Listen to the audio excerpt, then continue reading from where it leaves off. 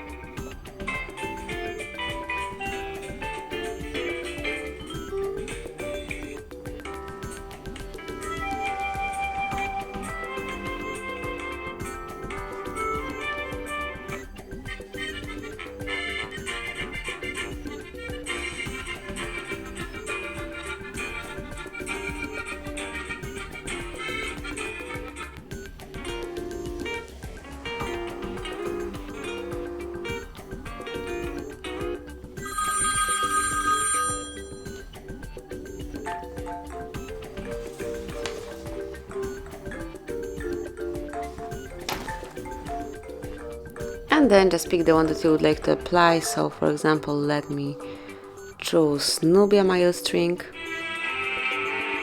then tap on OK, and that's it.